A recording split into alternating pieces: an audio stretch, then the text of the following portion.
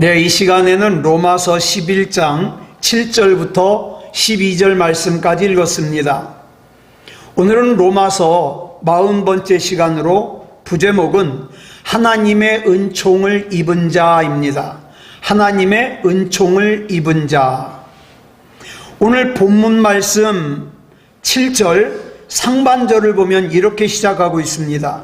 우리 줄친 것만 읽겠습니다. 시작. 그런즉 어떠하냐 이스라엘이 구하는 그것을 얻지 못하고. 자, 여기 보니까 이스라엘이 구하는 것을 얻지 못했다 그랬어요. 자, 이스라엘이 구하는 그것이 뭡니까? 이스라엘이 구하는 그것이 뭔데 그걸 얻지 못했다 그럴까요? 그게 뭐냐면 자기가 율법을 잘 지켜서 자기 힘으로 의를 완성해서 자기가 의인이 되는 거, 이게 이스라엘이 구하는 거거든요. 근데 얻지 못했어요. 그저 이스라엘 백성은 자기 능력으로, 자기 결단으로, 자기 의지로 율법을 잘 지켜서 하나님께서 자기에게 요구하시는 의를 완성할 수 있다고 믿었거든요. 그러다 보니까 뭘 필요로 하지 않아요? 예수 그리스도를 필요로 하지 않아요. 그렇게 그들은 자기 힘으로 하나님 앞에 하나님께서 요구하시는 의를 완성하고 의인이 되려고 했지만 됐다 못 됐다? 못 됐다. 여러분, 정말 이스라엘 백성은요 누구보다 열심히 해요. 율법을 지키는 일에 누구보다 결단력이 강해요. 그런데 문제가 있어요. 자기의 힘으로 의를 완성하려고 했기 때문에 의에 이르지 못해요. 이유가 뭐냐? 우리가 앞에서 쭉 살펴보았듯이 우리는요 우리의 힘으로는 내가 결심하면 죄 짓는 걸 조금 줄일 수는 있어요. 그죠? 착하게 살아야지, 올바로 살아야지, 그러면 죄 짓는 건 좀 줄일 수 있지만 하나님께서 나에게 요구하시는 완전 무결한 의에는 이룰 수가 없어요. 우리는 그럴 능력이 없어요. 그래서 어떻게 한다고요? 본문 7절 하반절 줄친 것만 시작. 오직 택하심을 입은 자가 얻었고 그 남은 자들은 우둔하여졌느니라. 이스라엘 백성이 노력한다 그래서 다 의를 얻는 거 아니고 다 의인이 되는 거 아닌데, 그들 가운데 오직 하나님으로부터 택하심의 은혜를 입은 사람들만이 의를 얻고 의를 완성할 수 있다 이 말이에요. 자, 이렇게 하나님 앞에 택하심을 받아서 의인이 되는 방법 외에는 의인이 될 수 있는 길이 없어요. 그런데 여러분, 우리가 은총 그러잖아요. 하나님의 은총이 무슨 뜻이냐? 이렇게 하나님의 택하심을 받아서 은혜를 받아서 의인이 되는 거, 이게 하나님의 은총이에요. 즉 우리가 의인이 되는 것은 하나님의 은총을 입어야만 될 수 있어요. 지금으로부터 약 4000년 전에 갈대아 우르라는, 지금의 이라크 쪽 이런 데죠. 갈대아 우르라는 도시는 우상을 섬기는 사람들로 가득했어요. 그런데 아브라함이 그 갈대아 우르에서 태어나서 자라면서 집안 대대로 우상을 섬겼어요. 그런데 그 갈대아 우르에 그렇게 사는 사람들이 많은데, 아브라함 외에도 거기에 사는 사람들이 참 많은데, 그 많은 사람들 가운데 아브라함만이 하나님 앞에 부르심을 받는 은총을 입었거든요. 자, 그러면 여기서 질문이요.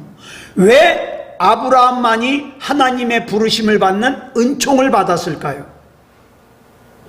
아브라함이 다른 사람들보다 우상을 덜 섬겨서요? 아니요. 아브라함이 다른 사람들보다 더 착하게 살아서요? 아니요. 그러면 왜 아브라함만이 부르심의 은총을 입었을까요? 우리는 그 이유를 몰라요. 이유를 몰라요.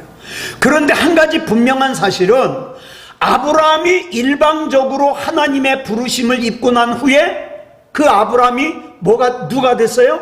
믿음의 조상이 됐습니다. 이건 확실해요. 지금으로부터 3,500여 년 전에 이스라엘 백성은 애굽에서 노예 생활을 하고 있었어요. 그런데 애굽의 왕 바로가 이스라엘 여자들이 아기를 잘 낳아요. 그래가지고 막 이스라엘 백성이 인구수가 막 늘어나요. 그래가지고 겁이 나가지고 그 애굽의 왕 바로가 어떤 명령을 내렸냐, 앞으로 이스라엘 백성은 아들이 태어나면, 사내 아이가 태어나면 나일강에 갖다 버려라, 이런 아주 잔인하고 무서운 명령을 내렸어요. 그런데 그 이스라엘 백성 가운데 아므람과 요게벳이라는 부부가 있었거든요. 예? 이 아므람과 요게벳이라는 부부가 아들을 낳았어요. 그런데 애굽의 왕 바로의 명령을 어기고 어떻게 했어요? 집에서 조금 키우다가 울음소리가 너무 커지니까 들킬까봐 갈대로 상자를 만들어서 거기다가 역청을 칠하고 거기에 아들을 넣어서 나일강에 띄웠어요. 그런데 그렇게 흘러가던 아기가 애굽의 공주의 눈에 띄어가지고 애굽의 왕궁에서 자라잖아요. 그 아이가 모세입니다. 흔히 사람들이 그래요. 모세가 그렇게 위대한 인물이 될 수 있었던 것은 그 모세의 부모인 아므람과 요게벳이 목숨 걸고 그 모세를 살려서 나일강에 뛰어보내는 아주 좋은 부모를 만났기 때문이라고 이렇게 생각해요. 그런데 그렇지 않아요. 만약에 모세만 그의 부모가 목숨 걸고 살려서 모세가 그렇게 위대한 인물이 되었다면 다른 부모들은 애굽의 왕 바로의 명령대로 사내 아이가 태어나면 다 나일강에 던져서 죽였을까요? 여러분, 만약에 그랬다면 이스라엘에는 모세 이후로 모세 외에는 남자가 있으면 안 돼요. 그죠? 모세 외에는 다 태어나면 다 나일강에 버렸을 테니까. 근데 맞아요, 틀려요? 이스라엘 백성이 출애굽할 당시에 출애굽기 38장 26절을 보니까 수를 세보니까 남자 장정만, 그러니까 여자와 아이들 그 다음에 노인 빼고예요. 남자 장정만 몇 명이냐? 60만 3,550명이에요. 이거 뭘 의미합니까? 이스라엘의 대부분의 부모들이 목숨 걸고 자기 아들을 죽이지 않은 거예요. 그래서 살아남은 아들들이 몇 명이에요? 60만 명이 넘은 거예요. 그러니까 다른 부모들도 온갖 수단과 방법을 다 동원해가지고 자기 아들을 살린 거예요. 모세의 부모만 그런 것이 아니라. 그래서 여호수아도 살 수 있었어요. 여호수아도. 그런데 왜 유독 그렇게 태어난 많은 남자들 중에 모세만 하나님의 특별한 선택을 받았는가? 우리는 그 이유를 몰라요. 하나님이 왜 그러셨는지. 그런데 한 가지 분명한 게 있어요.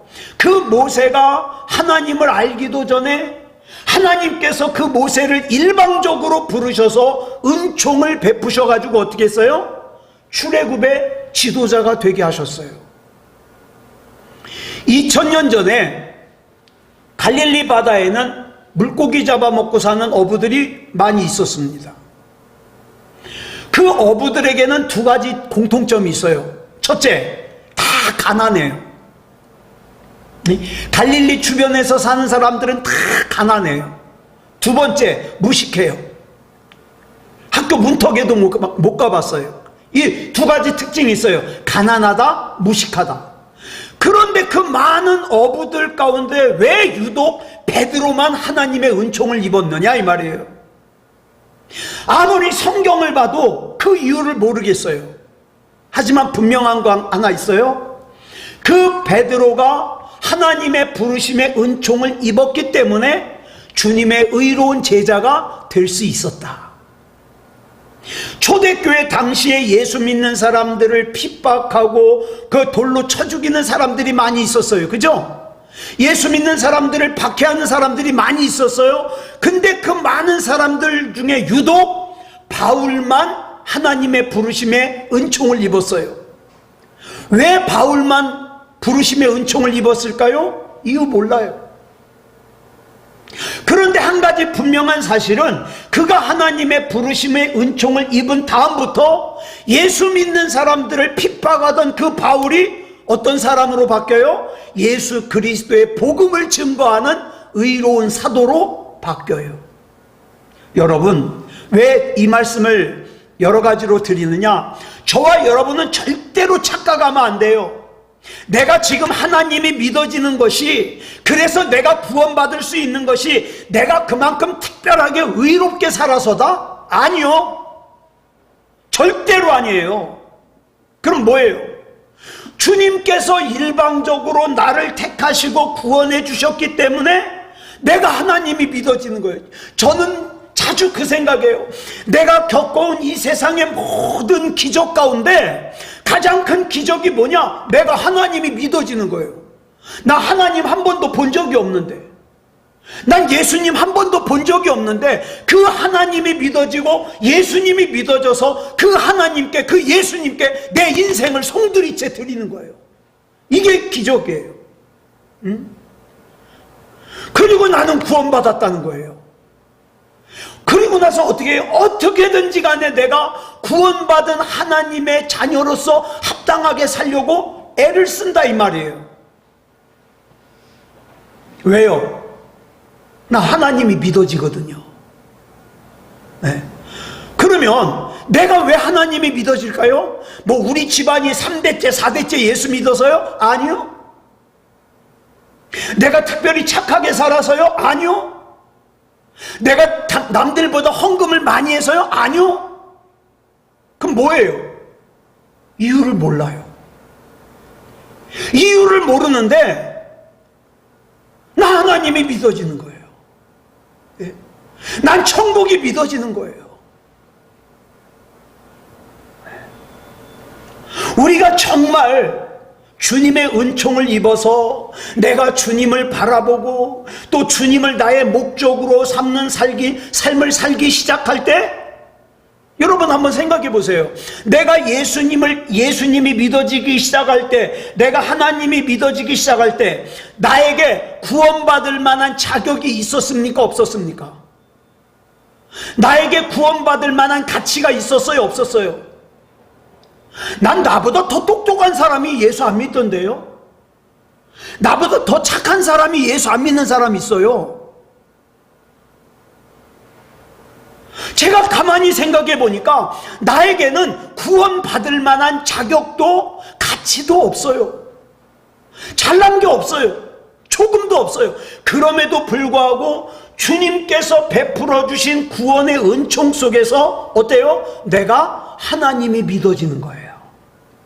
내가 하나님을 예배하고 하나님을 찬양하고 하나님께 기도하는 거예요. 여러분, 바울이요, 오늘 본문 7절 마지막 부분에서 아주 중요한 말을 해요. 줄친 것만 읽어볼까요? 시작. 그 남은 자들은 우둔하여졌느니라. 자, 남은 자가 뭘까? 여기서 말하는 남은 자는요, 2절 앞에 로마서 11장 5절에 나오는 남은 자하고 달라요. 예. 이 로마서 11장 5절에 나오는 남은 자는 은혜로 택하심을 받아서 남은 자예요. 그러니까 좋은 뜻의 남은 자예요. 예. 흔히 이렇게 남은 자를 뭐라 그래요? 그루터기라 그래요. 그루터기. 남은 자.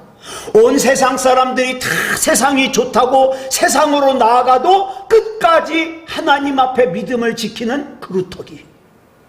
저와 여러분이 그루터기예요. 저와 여러분이 남은 자예요. 이걸 영어로 뭐라 하냐? 렘넌트라 그러는데 이 단어가 참 좋은 단어거든요. 근데 이 단어를 누가 갖다 쓰냐? 저 이단의 다락방, 안식교 이런 데서 이 단어를 갖다 쓰니까 렘넌트 얘기라면은 이 단어로 색안경을 끼고 보는 거예요. 이 렘넌트라는 단어가 참 좋은 단어예요. 그루터기. 예? 그루터기. 남은 자. 모든 사람들이 다 멸망해도 그 가운데서 구원받는 사람, 그 가운데서도 구원에 속해 있는 사람이 있다. 저와 여러분은 이 세상에 어떤 일들이 일어나더라도 끝까지 구원받을 만한 믿음을 잃어버리지 아니하는 그루터기가 되시기 바랍니다. 중요한 거예요. 그런데 본문 7절에서 나오는 남은 자는 다른 남은 자예요. 안 좋은 남은 자.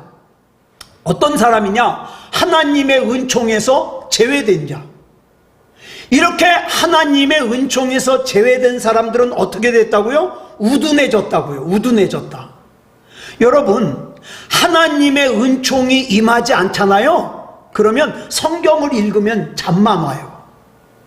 설교를 듣잖아요. 잡념만 들어요. 왜? 하나님의 은총에서 제외되니까.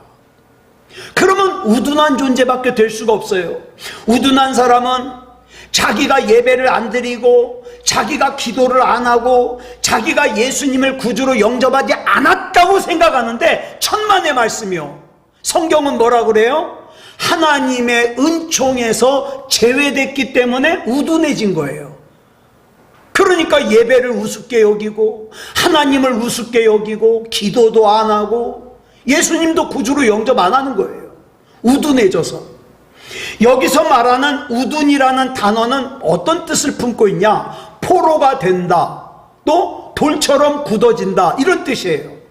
그러니까 한마디로 말해서 양심이 마비되는 거예요. 영혼이 마비되는 거예요. 하나님께서 구원의 은총을 베풀어 주시지 않잖아요. 그러면 그 사람은요, 이 영혼이 마비된 채 살아요. 그래서요, 예배를 안 드려도 전혀 불편하지 않아요. 하나님을 멀리 떠나서 살아도 전혀 불편하지 않아요. 왜? 영혼이 마비돼 버렸는 걸. 그래서 자기의 육체의 욕심을 이루기 위해서 온갖 악한 수단과 악한 방법을 쓰고도 양심의 가책을 받질 않아요. 예배를 몇 날, 몇 주, 몇 달, 몇 년을 안 드려도 절대 불편하지 않아요. 왜? 마비돼 버렸거든요.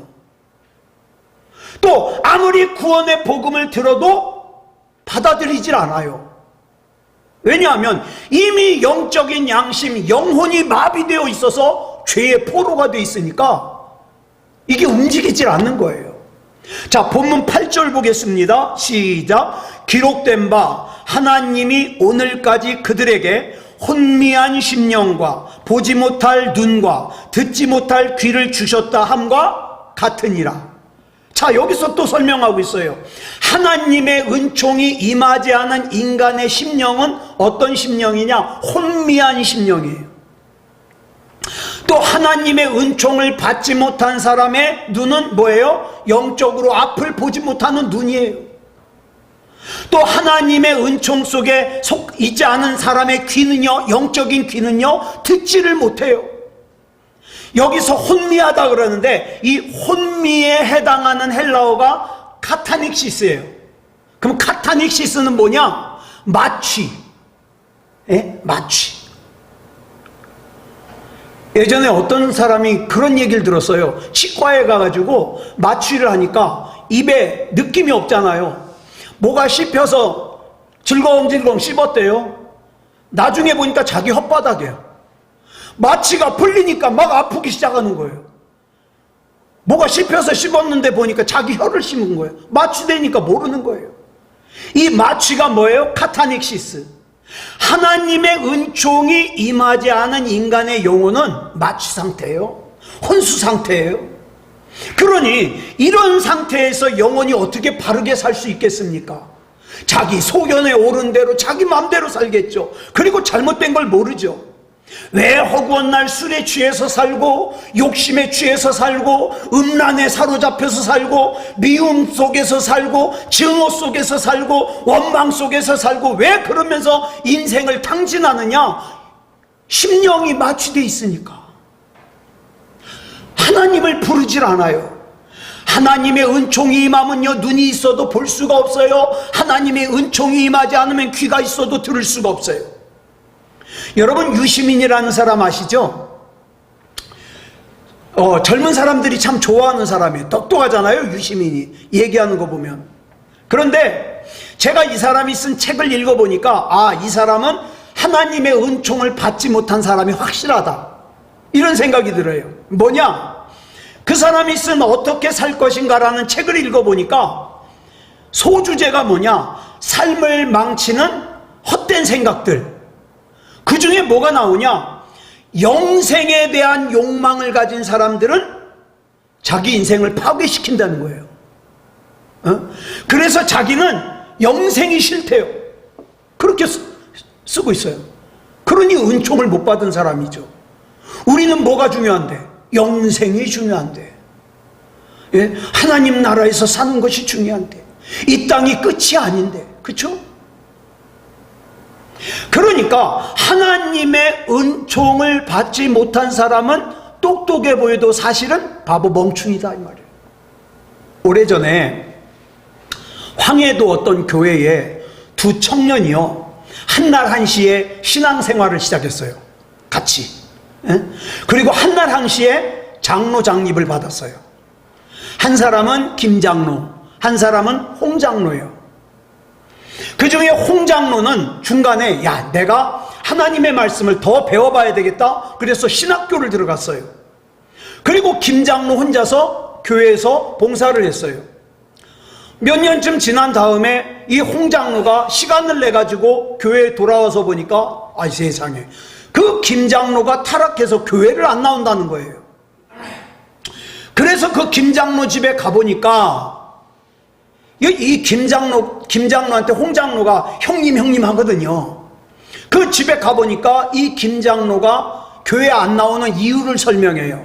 내가 나이가 40이 넘도록 슬하에 자식이 없어서 애 하나 낳으려고 첩을 뒀는데 첩이 있는 상태로는 내가 교회를 갈 수가 없지 않는가. 그래서 내가 이 첩을 통해서 아들 하나만 생기면 내가 이 첩을 내보내고 다시 교회에 나가서 신앙생활을 더 잘할 작정이네. 이렇게 얘기를 하는 거예요. 이 홍장로가 듣고서 어이가 없잖아요. 아, 형님, 하나님이 주시지 않는 아들을 형님 수단으로 해서 잘 될 줄 아시오? 우리가 그렇게 가난했던 우리 주님께서 이만큼 축복해 주셨는데 아, 이제 하나님을 배신하다니 이게 말이 돼요? 주님께서 슬퍼하십니다. 속히 회개하시오. 그렇게 경고를 하고 떠났어요. 그로부터 몇 년이 지나서 홍장로는 목사 안수를 받았어요. 목사가 돼가지고 종로거리를 갖다 이렇게 지나가고 있는데 왜 맹인 하나가 앞을 더듬으면서 오는 거예요? 그래서 도와주려고 가서 봤더니 깜짝 놀랐어요. 김장로예요, 김장로. 아이, 형님, 이게 어찌된 일이오? 그랬더니 이 김장로가 얘기를 하는 거예요. 이제 홍 목사가 됐죠. 홍 목사가 신방을 다녀간 후에 첩이 아들을 낳았대요. 그래가지고 온 식구들의 사랑을 독차지하고 잘 자랐는데 이 잘 자라던 애가 3살 되었을 때 홍역으로 죽은 거예요. 그래가지고 이 김장로가 그 죽은 아이를 부둥켜 안고 3일을 갖다가 통곡을 했다는 거예요. 그러고 나니까 앞이 안 보이더래요. 네. 그래가지고 이 말을 들은 홍 목사가 형님, 이제라도 회개하시오. 회개했을 때 사울이 눈 멀었다가도 앞을 보지 않았어. 만일 앞을 보지 못하게 된다 하더라도 영혼은 구원을 받아야죠. 그랬더니 이 김장로가 이런 말을 하는 거예요. 근데 난 아무리 생각해도 원망만 나오지 회개가 나오질 않아. 그러면서 고개를 푹 숙이고 가더래요. 나중에 얘기를 들으니까 이 김장로가 물에 빠져서 자살을 하고 그 김장로의 늙은 어머니는 목을 매달아서 자살을 하고, 그게 이 홍 목사님이 그런 거죠.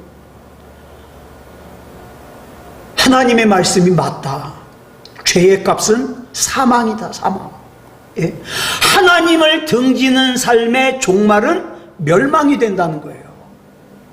여러분, 하나님의 은총이 임하지 않으면요, 아무것도 볼 수 없어요. 하나님의 은총이 임하지 않으면 아무것도 들을 수가 없어요. 내가 지금 육체의 눈이 보인다 그래서, 육체의 귀가 들린다 그래서 다 보고 다 듣는 것 같지만, 아니요, 하나님의 은총이 임하지 않으면 진짜 봐야 될 걸 못 봐요. 진짜 들어야 될 걸 못 들어요. 그래서 세상의 즐거움만 추구하다가, 세상의 편안함만 추구하다가, 세상이 주는 막연한 행복만을 추구하다가 어떻게 해요? 종말에는 구원받지 못하고 영원한 죽음을 맞이한다 이 말입니다. 오늘날 우리 한국 사회에는요, 교회가 많아요. 그죠? 마음만 먹으면 참 하나님 말씀 들을 곳이 많아요. 기독교 방송, 또 테이프, CD, 인터넷, 얼마든지 하나님의 말씀을 쉽게 들을 수 있거든요. 그런데도 하나님의 말씀을 듣는 사람이 전 국민의 4분의 1밖에 안 된다잖아요. 그러면 저와 여러분은 어쩌다가 주님을 보게 되었습니까? 어쩌다가 십자가를 보게 되었습니까? 어떻게 이 세상 너머에 있는 영원한 영생을 보게 되었습니까? 하나님의 은총이 내 눈을 열어주시고 내 귀를 열어주시고 내 마음을 열어주셨기 때문이에요. 지금도요, 하나님의 은총을 받지 못한 사람은 믿으려고도 믿어지질 않아요. 하나님의 말씀이 들어오질 않아요. 은총을 받아야 돼요. 하나님의 은총을. 자, 그 다음 본문 9절부터 10절을 보면 바울이 다윗의 말을 인용해가지고 이렇게 말을 합니다. 시작. 또 다윗이 이르되 그들의 밥상이 올무와 덫과 거치는 것과 보응이 되게 하시옵고 그들의 눈은 흐려 보지 못하고 그들의 등은 항상 굽게 없어서 하였느니라. 여기 나오는 밥상은요, 식탁일 수도 있고 우리 가정일 수도 있고 우리 세상 삶일 수도 있어요. 일터일 수도 있어요. 예? 자, 이 밥상이 이 세상을 사는 삶이 올무가 돼가지고 덫이 돼가지고 거치는 것이 돼가지고 뭘 못 바라보게 해요? 하나님을 못 바라보게 해요. 예? 그게 그 사람의 보응이라 이 말이에요. 예? 그래서 그들의 눈은 흐려서 보지 못하고, 여기 보니까 등은 항상 굽게 없어서 그랬잖아요. 이게 뭐냐면 항상 세상만 바라보니까 이게 굽어져 있는 거예요. 예. 무슨 뜻이냐? 하나님을 등지고 살아가는 유대인들을 그냥 놔둬라 이 말이에요. 예? 왜? 죄인들을 그들의 죄 가운데 그대로 놔두는 것은 그 자체가 하나님의 심판이니까. 그러면 죄인들은 어떻게 해요? 자기가 죄를 져도 하나님의 심판을, 하나님의 징계를 받지 않으니까 죄를 져도 괜찮네? 남을 속여도 괜찮네? 예배 안 드려도 괜찮네? 탐욕스러워도 괜찮네? 그럼 어떻게 해요? 더 완악해지는 거예요. 더 목매해지는 거예요. 더 어리석어지는 거예요. 더 악한 자가 되는 거예요. 근데 하나님의 은총을 받은 사람은 달라요. 악한 생각 조금만 하잖아요. 문지방에 발을 찢는다든가, 그죠? 아유, 내가 이럴 줄 알았어. 하나님 죄송합니다. 하나님의 은총을 받은 사람이에요. 그러니까 죄를 졌는데도 하나님이 그냥 놔두는 건 지금 하나님의 심판 중이에요. 예배를 안 드리는데도 하나님이 놔두는 건 심판 중이라고요. 이렇게 하나님의 은총이 임하지 않으면 내 앞에 있는 밥상은 뭐에 불과해요? 한낱 죄 짓는 내 육체를 갖다가 충전하는 것밖에 안 돼요. 그러니까 하나님의 은총이 임하지 않은 사람들의 밥상은 그대로 놔둬가지고 뭐가 되라? 올무가 되고 덫이 되게 해달라는 거예요. 결국 그 밥상은 내게 영원한 생명을 주는데 보탬이 되는 게 아니라 내 생명을 단축하는 일이죠.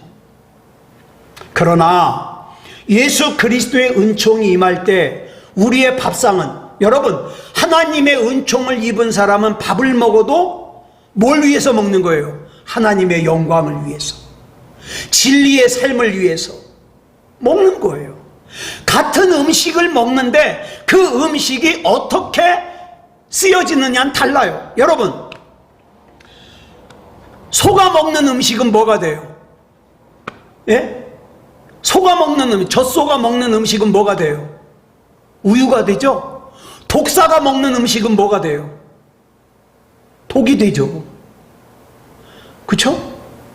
소가 먹는 음식은 우유가 되고 독사가 먹는 음식은 독이 된다. 예수 그리스도의 은총이 임하지 않을 때에 우리 가정은 어떤 가정이 돼요? 죄를 방치하는 가정이 돼요. 그 다음에 식구들이 함께 죄를 공모하는 가정이 돼요. 죄의 소굴이 될 수 있어요. 그 식구들이 모여가지고 야 우리 다 같이 누구 미워하자, 야 우리 다 같이 누구 흉보자, 우리 다 같이 누구 험담하자. 이 죄의 소굴이 된다 이 말이에요. 그러나 그리스도의 은총이 임하면 그 가정은 진리 안에서 에덴 동산이 되는 거예요. 내가 기도할게 힘내, 내가 기도할게 낙심하지 말고, 내가 기도할게 오늘도 승리하자. 그쵸? 다르죠?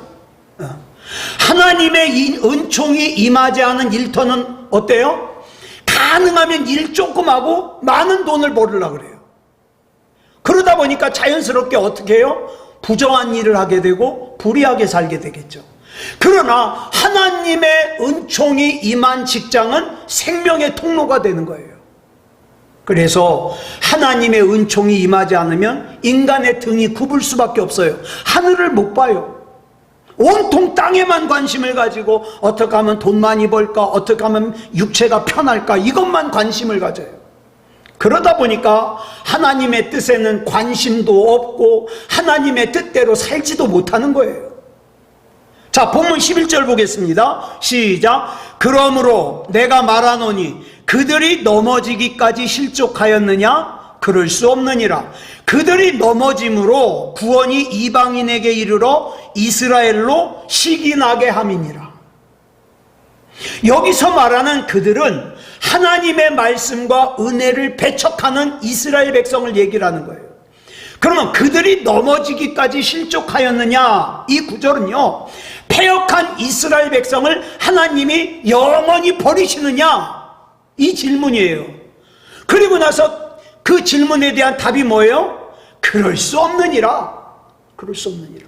그러면서 하나님의 말씀이, 하나님의 은총이 이방인에게로 간 이유를 본문 11절에서 이렇게 설명하잖아요. 줄친 것만. 시작. 그들이 넘어짐으로 구원이 이방인에게 이르러 이스라엘로 시기나게 함이니라. 이 구절은 신학에서 뭐라 하냐? 바울의 삼각관계 신학이라 그래요.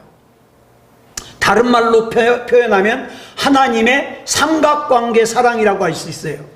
하나님의 택한 백성인 이스라엘이 패역하니까, 그리고 하나님의 말씀을 버리니까 하나님의 말씀의 은총이 어디로 가요? 이방인에게로 가요. 그러면 하나님의 백성인 이스라엘을 완전히 버리셨냐? 아니요. 하나님의 목적이 뭐예요? 이방인들이 하나님의 말씀의 은총을 입어가지고 하나님의 축복받는 걸 보고 이스라엘이 식이 나가지고 신앙을 회복하길 원하는 거죠. 네. 여기서 우리는 사도 바울의 놀라운 통찰력을 확인할 수 있어요. 우리 흔히 그러잖아요. 밥 먹으라고 애기한테, 자, 밥 먹어. 이제 안 먹어 그러잖아요. 그럼 옆집에 누구 준다? 그러면 먹잖아요. 누구 주는 건 싫어. 자기 먹는 건 싫은데 누구 주는 건 더 싫어. 그래서 어떻게 해요? 입 벌리고 받아 먹어요. 네. 그와 같은 거예요. 자, 본문 12절 보겠습니다. 시작. 그들의 넘어짐이 세상의 풍성함이 되며 그들의 실패가 이방인의 풍성함이 되거든 하물며 그들의 충만함이리요. 자, 이스라엘이 패역하게 됨으로 말미암아 이방 사람들에게 주님의 풍성한 은총이 내렸다고 하면, 정작 하나님께서 처음부터 복을 주려고, 처음부터 은총을 베풀려고 택했던 이스라엘 백성이 마음만 돌려먹으면 그 구원의 역사가 얼마나 크겠냐 이 말이죠. 네. 자, 그러면 본문 13절로 14절 보겠습니다. 시작. 내가 이방인인 너희에게 말하노라. 내가 이방인의 사도인 만큼 내 직분을 영광스럽게 여기노니 이는 혹 내 고륙을 아무쪼록 시기하게 하여 그들 중에서 얼마를 구원하려 함이라. 아멘. 즉 바울이 이방인에게 복음을 전하는 이방인의 사도가 된 것은 이방인에게 열심히 복음을 전해가지고 이방인들이 하나님의 은총을 입어서 자기 고륙들이, 자기 친척들이 그걸 보고 시기가 나가지고 신앙을 회복하게 하기 위해서 그런다 이 말이에요. 그러니까 여러분 복 받아야 돼요. 여러분이 복을 받아야 되는 건 사명입니다. 왜? 복 받는 여러분을 보고 믿음을 잃어버렸던 사람들이 돌아와야 되니까. 하나님 앞에 서야 되니까. 나 혼자 잘 먹고 잘 살려고 복 받는 것이 아니라 내가 그렇게 복을 받아야 하나님 앞에 쓰임받을 수 있으니까. 그렇기 때문에 지금은 비록 이스라엘 사람들이 자기를 사도 바울을 욕하고 배신자라고 배교자라고 핍박하지만 자기는 이스라엘 백성을 포기하지 않는다는 거예요. 버리는 게 아니라 이 말이에요. 다만 앞으로 하나님 앞에 돌아와서 하나님의 은총을 받을 수 있도록 자기가 지금 이방인에게로 간다 이 말이에요. 이방인에게로 간다. 바울은 예수 믿는 사람들을 탄압하는 완악한 심령, 또 마비된 심령, 혼수 상태에 빠진 그런 심령의 소유자인데 하나님의 은총을 받았잖아요. 다메섹으로 가던 길에 예수님을 만났잖아요. 그래 은총을 입었는데 그 은총을 자기 혼자만 누리려고 그러지 않았어요. 어떻게 합니까? 그 은총을 다른 사람들과 나누려고 그러는 거예요. 사랑하는 여러분, 먼저 여러분이 복받고 나누십시오. 내가 하나님 앞에 이렇게 살으니까 복받는다. 나누십시오. 바울이 그렇게 한 이유는 하나예요. 이스라엘 백성을 하나님이 사랑하신다는 걸 알기 때문에. 저 인간들이 빨리 돌아오는 게 하나님의 소원이라는 걸 알기 때문에 그렇게 하는 거예요. 네. 바울은요, 하나님께서 이스라엘 백성을 많이 사랑하신다는 거 확신했어요. 그러면 그렇게 패역한 이스라엘 백성을 하나님께서 사랑하신다는 걸 바울이 어떻게 알았냐? 바울이 하나님 사랑하거든요. 여러분, 여러분이 하나님 사랑하면 하나님께서 뭘 원하시는지를 압니다. 그럼 그거 하게 되는 거예요. 예. 그래서 하나님의 은총을 얻은 순간부터 바울은 하나님의 입장에서 생각을 하는 거예요. 예. 왜 하나님께서 자신의 독생자 예수를 십자가에 내어주셨는지. 내 입장에서 보면 너무 좋죠. 나를 위해서 예수님이 십자가 지신 게 너무 좋죠. 그런데 하나님의 입장에서 보면 이거는 너무 고통스러운 일이에요. 그렇죠? 얼마나 고통스러우셨을까. 내 입장에서 보면 나를 죽이려고 하는 이스라엘 백성이 왼수 같지만 하나님의 입장에서 보니까 이스라엘 백성은 하나님의 선택받은 선민이거든요. 그렇다면 하나님께서 그토록 사랑하시는 이스라엘 백성을 하나님께서 구원하시는 일에 도움이 돼야 되겠다. 쓰임받아야 되겠다. 이것이 바울이 생각하는 하나님의 뜻이에요. 여러분, 하나님 사랑하자고요. 그래서 하나님께서 나에게 원하시는 뜻이 뭔가를 분명하게 깨달아 알고 순종하면 하나님께서 능력 주십니다. 기도하겠습니다. 사랑의 아버지 하나님 감사합니다. 오늘 이 시간에는 하나님의 은총을 받은 사람과 하나님의 은총을 받지 못한 사람의 큰 차이를 살폈습니다. 예수님 오실 때가 날마다 더 가까워 오는데 그럴수록 악한 마귀는 우리로 하여금 하나님의 은총으로부터 벗어나게 하려고 그러고 눈으로 보지 못하게 하고 귀로 듣지 못하게 하고 하나님의 말씀을 깨닫지 못하게 해서 그저 세상에만 집중하게 만들려고 합니다. 하나님, 우리는 하나님 겁니다. 하나님께서 책임져 주시옵소서. 하나님의 것은 우리는 보는 것도 듣는 것도 살아가는 것도 하나님의 뜻을 깨달아 하나님의 인도하심을 받게 하여 주시옵소서. 그래서 우리 삶을 통하여 하나님의 뜻이 아름답게 이루어지는 복된 삶을 살게 하여 주시옵소서. 모든 것을 우리 주님 앞에 맡겨드리오며 그리스도 예수님의 이름으로 감사하며 기도드렸사옵나이다. 아멘.